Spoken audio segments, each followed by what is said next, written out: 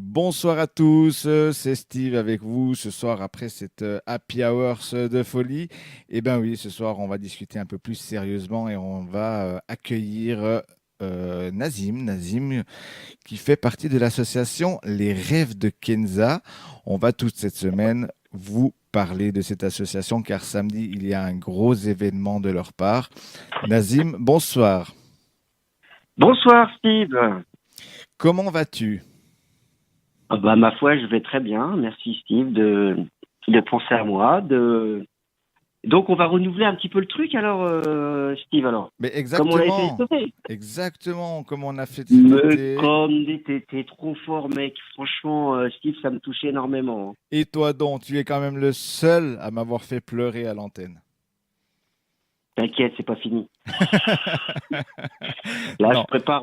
Il y a des gros trucs qui vont se préparer. Et franchement, tu vas pleurer. non, non, tu ne me fais Tu vas pas pleurer. pleurer. Tu ne me fais pas pleurer cette semaine. Il est hors de T'es question. obligé. Ok, d'accord. Bon, ce soir, on va donc parler de l'histoire de l'association. Est-ce que tu peux nous expliquer comment est née cette association, Nazim? Ah, c'est dur, Steve, ce que tu me poses comme question Je sais là. très bien, Nazim. Bah ouais, mais voilà. En fait, l'association Les Rêves de Kenza. Rêve Kenza. Donc voilà, l'association, elle est née suite à la maladie de Kenza. Kenza, c'était une enfant de 6 ans et demi. Super belle, magnifique. Bon, enfin, en général, on vante toujours son enfant, mais franchement, sincèrement, c'était un rayon de soleil. En novembre 2013, ma petite fille, ma fille, a un fort strabisme. En fait, c'est son œil qui partait vraiment à l'intérieur. Et donc, on s'est posé la question, ma femme et moi. Et donc, on s'est dit, tiens, on va l'emmener à l'hôpital parce que c'est quand même bizarre quand même. Et donc, ce jour-là, à Montreux, à l'hôpital en urgence, c'est là qu'on a appris que Kenza était atteinte d'un cancer du gliome infiltrant. Très Tu te bien. rends compte le truc, Non, franchement? je pense qu'il y a personne qui peut vraiment se rendre compte Bah, moi non de plus, choses comme ça. moi, le premier, je savais même pas ce que c'était. Donc, en fait, le gliome infiltrant, ils te disent pas hein, ce que c'est, hein. Ils te disent que c'est voilà, c'est un gliome. Je dis c'est quoi un gliome? Et une masse. Alors ils te disent une masse. Je dis quoi? Je comprends pas. Tu sais, c'est un nouveau mot pour toi ce truc-là. Et donc voilà, j'apprends qu'en fait au bout de 24 heures que c'est un cancer foudroyant. Foudroyant. Ça veut dire quoi foudroyant? Bah votre fille, eh ben il lui reste 6 mois à vivre. Hein? Écoute-moi ça, Steve. Le mec il me dit en face de toi. Ta fille, il reste 6 mois à vivre. Comment tu peux réagir? Dis-moi, va vite fait là. Bah, tu t'écroules. Moi, personnellement, je m'écroule. J'ai pas de mots, j'ai aucun mot. Ben voilà, je crois que c'est la réaction de tout le monde. Hein. Et ben voilà, ben, nous on est resté assis et puis en train de regarder le médecin. Et on s'est dit non, c'est pas possible, il s'est trompé. Mais je dis, mais il n'y a pas des. Si, on est en France quand même, il y a des médicaments, il y a des soins, non, non, il y a pas de traitement pour ce genre de cancer. Comment ça, il n'y a pas de traitement? Donc là, ma fille, là, elle est condamnée à mort. Non, mais il faut profiter du moment, profiter avec votre fille, profiter du moment. Je dis, comment ça, profiter du moment? Ça veut dire que dans 6 mois, ma fille, elle est plus avec nous. Ça veut dire ça. En gros, je voulais pas le mettre non plus mal à l'aise, le docteur, parce que je suis quand même un garçon poli et gentil.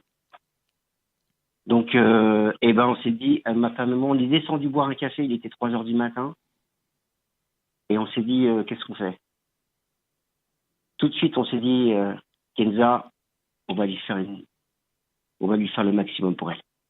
On va tout faire pour elle. On va rien lâcher pour elle.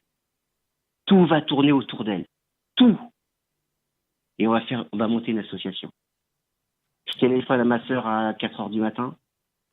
Je dis, tu te débrouilles comme tu veux, mais tu me prépares des statuts pour monter l'association. Tout de suite, on a monté l'association. Très vite, ça a pris forme, ça a pris corps et tout de suite, ça, ça a marché dans le sens où les gens, ils ont été solidaires avec nous et on a pu récolter des fonds pour lui offrir plein de choses pour la petite Elsa. Donc bien sûr, moi je te dis ça comme ça parce que voilà, mais il y a beaucoup d'émotions dans ce que je dis, hein. Je me retiens beaucoup.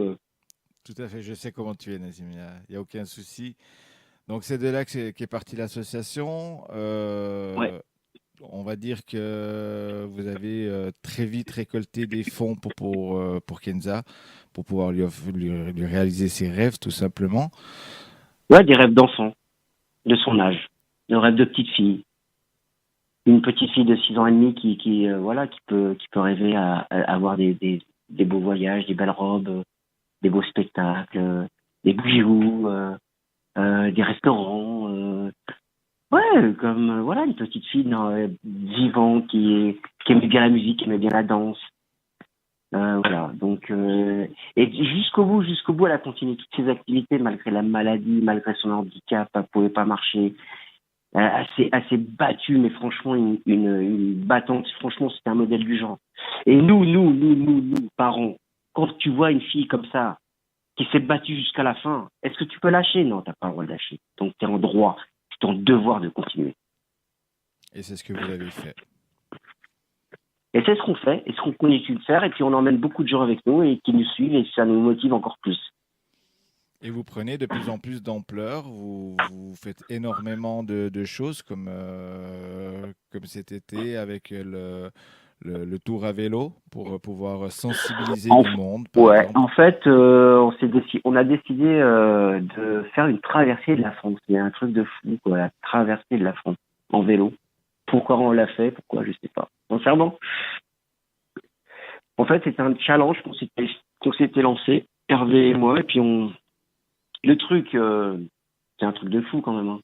Ah, vous avez... Parce que franchement, je maîtrisais pas le truc, c'était une découverte pour moi, c'était un nouveau monde. Suivre un coureur en vélo, attendez, de Marseille jusqu'à Varennes-sur-Seine. C'est juste, pas, voilà, c'était pas anodin, quoi. Je sais pas, mais t'as tout maîtrisé de A à Z, justement, Nazim. bah, le truc, c'est qu'on l'a fait en professionnel, hein, avec une voiture qui suivait, avec du matériel conséquent, un investissement pour une association comme la Taune assez conséquent. Et ouais, on a fait le truc et puis on est content, fier de ce qu'on a fait, franchement, sincèrement. Que des bons souvenirs. Voilà, donc il y a plein de choses que vous faites comme ça pour sensibiliser les gens pour ce gliome infiltrant. Oui, oui, c'est pour sensibiliser les gens, pour les interpeller, pour qu'ils se questionnent, parce qu'il y a il y a beaucoup de gens qui sont un peu dans l'ignorance. Attention, c'est pas péjoratif ce que je dis, c'est que les gens ils sont pas au courant de ce qui se passe réellement Dans le milieu pour le médical. cancer pédiatrique dans l'univers, tu sais, du cancer. C'est vraiment tabou quand même, hein. Ah oui, Parce bien sûr.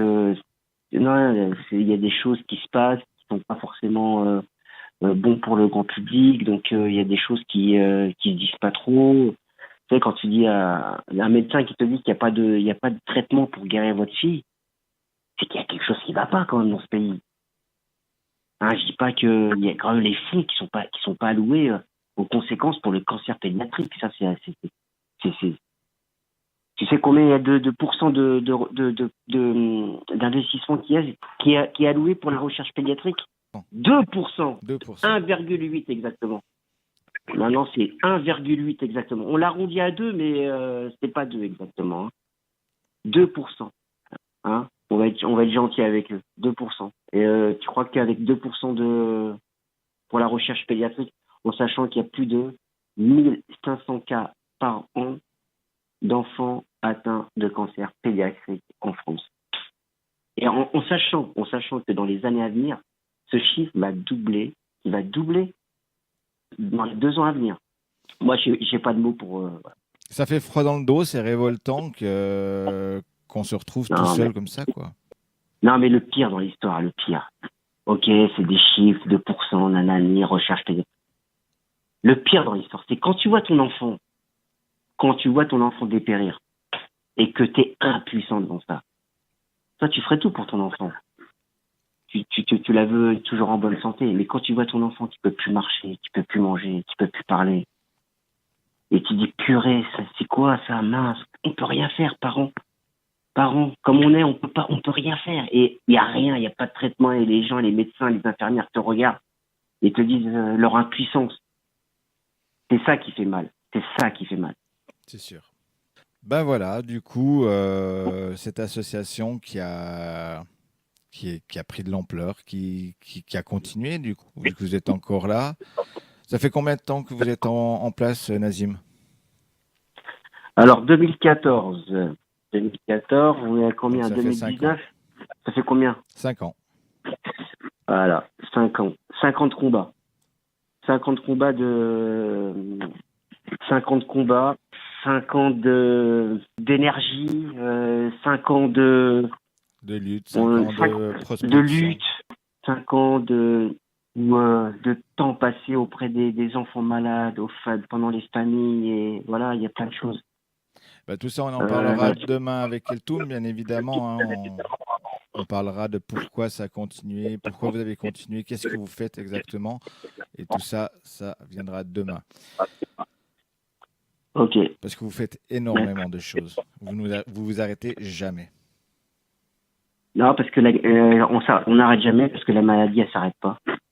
Donc voilà, nous on la suit et puis on essaie de donner au maximum de choses aux enfants, aux parents, les aider au maximum et près de Ketum, elle y est pratiquement toutes les semaines auprès d'eux. Hein.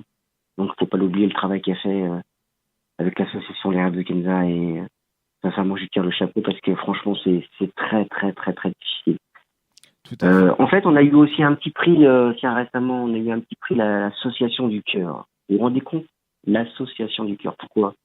Je vais vous expliquer un petit truc comme ça qui me fascine, c'est que quand Keltoum rentre dans la maison des parents, tous les parents la regardent. Et il y a un silence. Et, euh, et franchement, ce qu'elle dégage quand elle est avec les parents et quand elle est avec les enfants, franchement, c'est un truc de malade. Elle arrive à faire parler des parents qui sont enfermés sur eux-mêmes, parce qui subissent la maladie terriblement en eux, comme ça, qu'ils n'arrivent pas à s'exprimer. Et quel tout mal arrive, bing, elle enchaîne, bing, la dame, elle s'assoit à côté d'elle et elle commence à parler. Et quand on sort de ça, franchement, c'est-à-dire que c'est une bonne reconnaissance, l'association du cœur. Franchement, c'est une grosse reconnaissance, parce qu'il y a plein d'associations qui vont à la maison des parents, qui vont à Villejuif.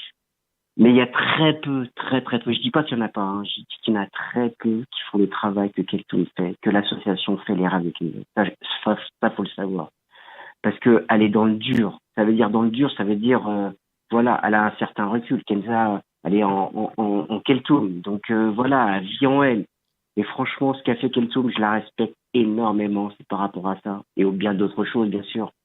Mais le travail qu'elle fait, il est énorme. Merci Effectivement. Steve. Merci à toi, Nazim. Donc voilà, on a parlé aujourd'hui de l'histoire de l'association. Et puis ben, du coup, on continuera avec Keltoum demain, qui nous parlera de pourquoi vous avez continué cette association. Et puis ben, elle nous parlera un petit peu de tout ce qu'elle fait. Ah, franchement, c'est intéressant. Venez demain. Franchement, c'est super chaud. Hein. Franchement, c'est du lourd, comme on dit chez nous. Exactement. Merci Voilà. beaucoup, Nazim. Je te souhaite une bonne soirée. Et puis ben, à demain. Ah bah, merci Steve, merci Interactif Radio. Et je te fais un gros bisou, Steve. Merci. Merci Nazim et on continue bien évidemment en musique avec une chanson spécialement pour les rêves de Kenza, Indila, boîte en argent. C'était une chanson qu'adorait la petite Kenza. Allez, je vous laisse en musique. Bonne soirée, à demain.